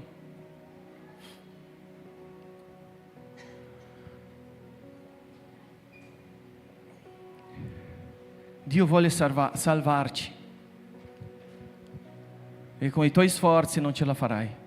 E forse sei qui questa sera che non hai mai accettato Gesù come Salvatore, perché pensi ancora che se tu fai certe preghiere tu arriverai a Cristo. Non arriverai a Cristo, non arriverai a Dio se non per Cristo Gesù. E forse sei qui che hai provato tutta la vita finora, fino a questo momento, di sforzarti per guadagnare Gesù, e io ti dico non riuscirai. Quindi questo è il tuo momento. Io non ti chiedo neanche, se vuoi vieni avanti per ricevere Gesù Cristo come il tuo Salvatore, affinché Lui possa cominciare in te un'opera che Lui porterà alla fine. Amen? Quindi il primo invito è questo: se non hai mai accettato Gesù Cristo come il tuo Salvatore, non hai mai confessato il suo nome, non hai mai riconosciuto che da solo non ce la puoi fare, questo è il tuo momento. Questo è il miracolo della salvezza che sta bussando alla tua porta dicendo: oh raga, è il momento, è il tempo, è l'ora, basta sforzarti per niente, non ce la farai. Se non sono io con te non ce la farai. Il secondo invito che io ti faccio è che forse hai già accettato Gesù, ma ti trovi in una situazione come io tante volte, in cui mi trovo lì salvato, credente, ma fermo. Opera di Dio, poema di Dio, ma che nessuno legge. La musica più bella che nessuno ascolta. Se Dio ha fatto di te una poesia, una musica, è perché tutti li ascoltano. Se Dio ti ha salvato è affinché che vedano in te la salvezza, le opere di Dio. Quindi il secondo invito è questo: io ti invito, se tu sei stato salvato, credi in Gesù Cristo, ma sei ancora in un momento della tua vita o hai attraversato momenti difficili, a cui dici: guarda, io no, preferisco stare qua. Questo è il tuo momento di dire: no, io sono una poesia pensata, sentimento di Dio mi ha messo in questa terra per fare qualcosa, quindi io vado, basta. E il terzo invito è: se tu hai qualche malattia, qualche dolore, una situazione nella tua vita in cui, come ho raccontato prima, che noi stiamo credendo per questo miracolo, se c'è una situazione nella tua vita, non lo so quale, io non vi conosco tutti, che è solo un miracolo, che sei arrivato a un punto dove qua non ce la posso fare, e infatti non ce la puoi fare, io ti invito a venire davanti, perché noi pregheremo gli uni per gli altri. E io credo che Dio farà dei miracoli qui questa sera. Forse è una malattia, un dolore, un'emozione, una mancanza di perdono, una rabbia, un familiare, una salvezza per la famiglia, non lo so, in cui tu pensi è solo un miracolo. Infatti adesso è questo il momento, è il miracolo di Dio. E mentre la lode canta, adora Dio, io vi lascio questi 3 inviti. Essere salvato, essere usato, e come dice la Bibbia, imporre le mani sugli ammalati e loro guariranno. E noi crediamo in questo. Se tu credi, di amen con me. Amen, non c'è malattia davanti al nome di Gesù. Io non ti sto dicendo che tutti quanti saranno guariti, ma la Bibbia mi dice che Dio guarisce, e io credo in questo. E se tu credi con me, vieni avanti che noi pregheremo con te, noi adoreremo insieme. Forse tu puoi pensare: il mio non è possibile, è quello, è il Dio dell'impossibile, è l'oltre l'impossibile, è l'oltre l'impossibilità che Dio va. Finché tu riesci a gestire non è Dio, ma se tu non riesci più a gestire è solo il miracolo di Dio nella tua vita. È la salvezza della famiglia, salvezza del marito, moglie, malattia, non lo so. Vieni avanti, questo è il tuo momento. Perché tu puoi pensare: io non ce la faccio, ma ci sono dei Pietro, dei Giovanni qua in mezzo a noi che prenderanno la tua mano, ti alzeranno e ti diranno: alzati, cammina nel nome di Gesù. Sciocca.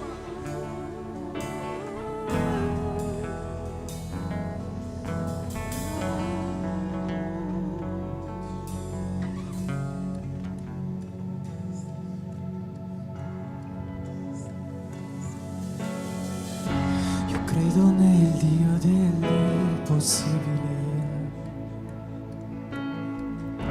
Io credo che puoi fare ogni cosa. Io non vivrò per ciò che vedo.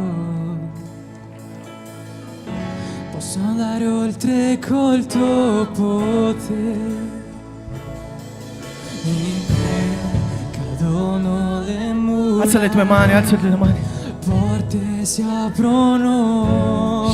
Io posso andare oltre l'impossibile. Non c'è limite. Io tutto posso. L'inferno trema al suono della tua voce. Non temo le onde della tempesta. La tua voce calma il mare, toglie Alleluia, alleluia, alleluia, alleluia. Vittorioso. Alleluia. Oh Dio, Figlio di Davide, abbia pietà di noi. Abbia pietà di noi. Abbia pietà di noi. Figlio di Davide, abbia pietà di noi. La tempesta, la tua voce calma il mare, toglie. Alleluia, alleluia. Vittorioso nella battaglia. Non temerò il male perché sei sempre con me. Santo, santo, santo, santo sei Signore, sei Dio dei miracoli.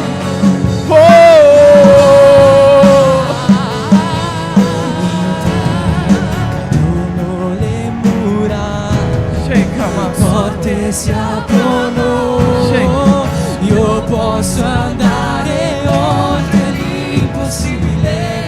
In te non c'è limite. Io tutto posso. L'inferno al suono della tua voce. Non temo le onde della tempesta. Tua voce calma il mare, toglie la paura in me. Vittorioso Alleluia. nella battaglia. Sì. Non temerò il male perché sei sempre con me. Non temo le Io voglio invitare con l'autorizzazione dei pastori di chiamare i leader dell'incasa, delle cellule, i presbiteri, le persone che a venire davanti a pregare per queste persone. Che noi siamo Pietro, pieni di difetti ma usati da Dio per pregare gli uni per gli altri. Quindi voglio chiedere a tutti quanti, i presbiteri, i leader in casa, tu che te la senti nel tuo cuore seduto lì, c'è il tuo fratello, c'è la tua sorella qui davanti che ha bisogno di un miracolo, che ha bisogno di un tocco, di un stendere mano e tirare su e dire: oh, alzati, cammina nel nome di Gesù. Alzati, cammina nel nome di Gesù.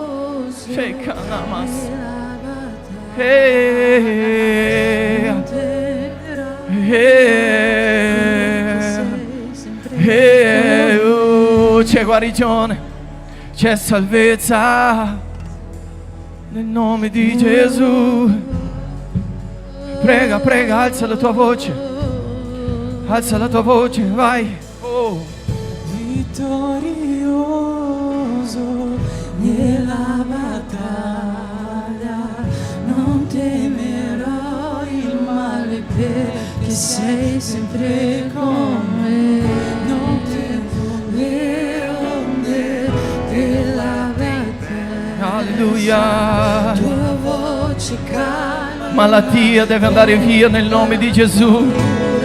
Mancanza di perdono deve andare via nel nome di Gesù. Carestia deve andare via nel nome di Gesù.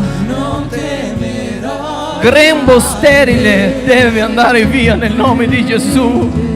Io dichiaro la fertilità in mezzo a noi. Io dichiaro la prosperità in mezzo a noi. Io dichiaro la salvezza in mezzo a noi. Io dichiaro i miracoli in mezzo a noi. Santo, Santo. Santo, Santo. Aleluia.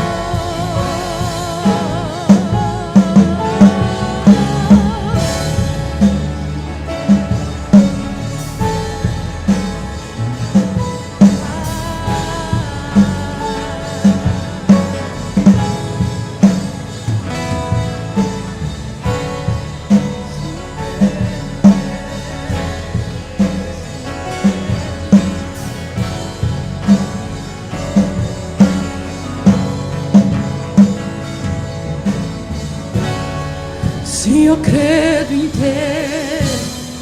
Sim, eu credo em te. Sovrannaturale sei Dio. Io credo. Sim, eu credo em te.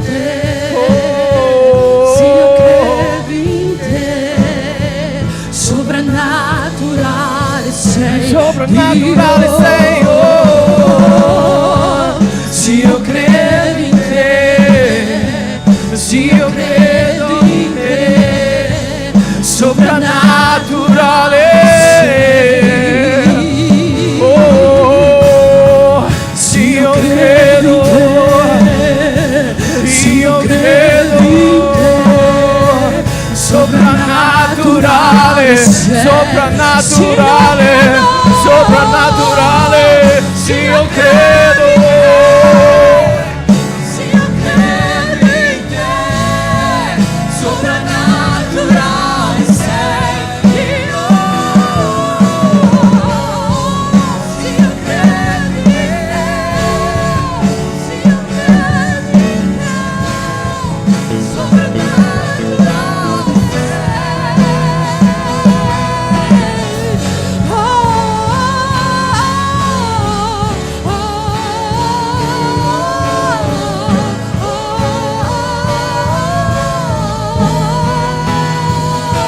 Se pedimos, Jesus virá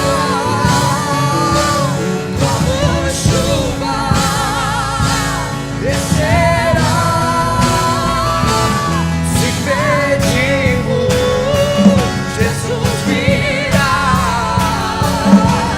como chuva, chuva, chuva, descerá. Se pedimos, Jesus virá como chuva, descerá. Se pedimos, Jesus virá. Então clame, então grite, então chame. Vai chover.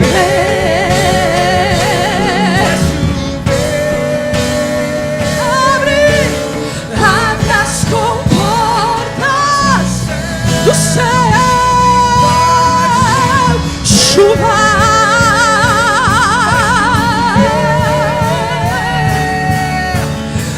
Abre as comportas do céu, vai chover, chover, vai chover, chover, chover.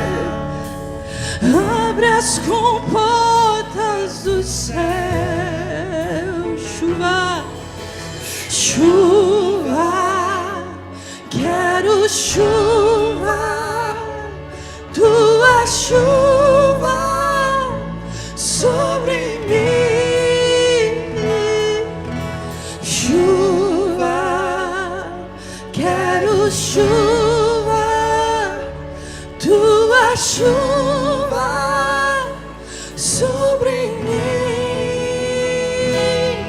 O que é que os anjos vêm, que os fazem se prostrar? O que é que os anjos vêm, que os fazem cantar Santo, Santo, Santo? O que é que os anjos vêm, que os fazem se prostrar? O que é que os anjos vêm, que os fazem cantar? O que é que os anjos vêm, que os fazem se prostrar? O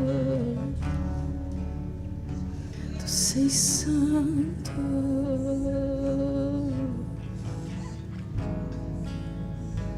Sei santo. Tu sei santo.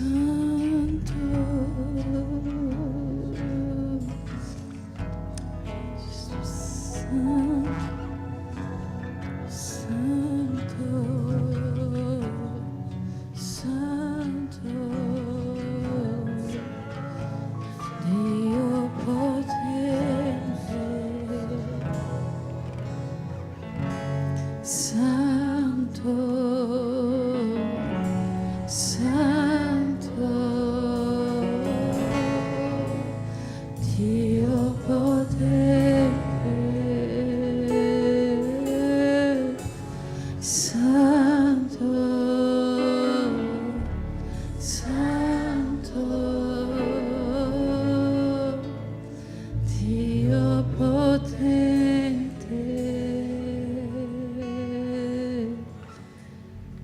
Santo, Santo. Il suono delle creature di Dio. Santo, santo, Dio potente. Santo, santo, santo. Gloria a Dio. Sono già le 10:20, quindi dovremmo già quasi essere a casa a quest'ora. Ma gloria a Dio per quello che ancora una volta ha fatto in mezzo a noi. Facciamo un applauso per sdrammatizzare, perché non so come finire questo momento, ma gloria a Dio, gloria a Dio, gloria a Dio, gloria a Dio.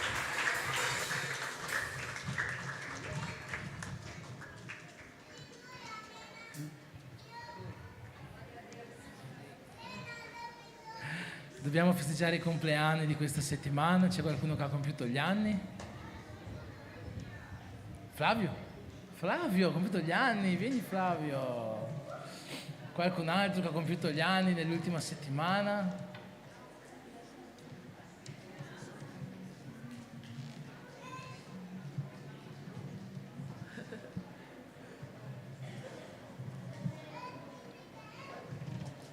Nessuno, nessuno, nessuno? Nessuno? No? Basta? Jeffrey? No? Aumir? Amen. Allora possiamo stendere le nostre mani verso il nostro fratello Flavio, fare una preghiera per lui, per benedire questo nuovo anno che Dio ha messo davanti a lui. Signore Gesù, mettiamo davanti a te la vita di Flavio, tuo figlio, tua creatura, e questo nuovo anno, Signore, che tu hai messo davanti a lui. E noi crediamo per fede, Signore, ma vogliamo rinnovare questa fede in questa preghiera, chiedendoti che possa essere un anno pieno della tua gioia, pieno della felicità, dell'allegria che viene da te, pieno di realizzazioni, di sogni nella sua vita, pieno del meglio che tu hai preparato per lui e per la sua famiglia. Ma quello che più di tutto ti chiediamo è che la tua presenza non venga mai a allontanarsi dal suo cuore, dalla sua casa in quest'anno. Per questo ti preghiamo nel nome di Gesù. Amen.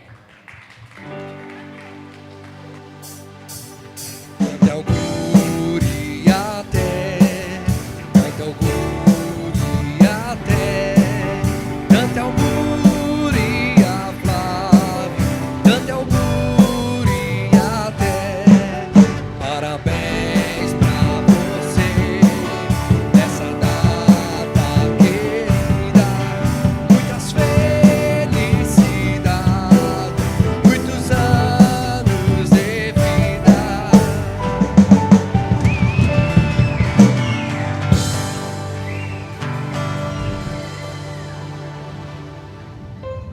Amen, che questa stessa benedizione possa essere sulla nostra vita e sulla nostra famiglia in questa settimana che sta cominciando, chiedendo a Dio che la sua allegria, che la sua unità, che il meglio che Lui ha per noi, per le nostre case, possa riempire questi giorni, e chiedendo che l'amore di Dio Padre, che la grazia che viene dal sacrificio di suo Figlio, il nostro Signore Gesù Cristo, e che la comunione dello Spirito Santo sia con tutta la Chiesa, e in quanti siamo, noi siamo uno.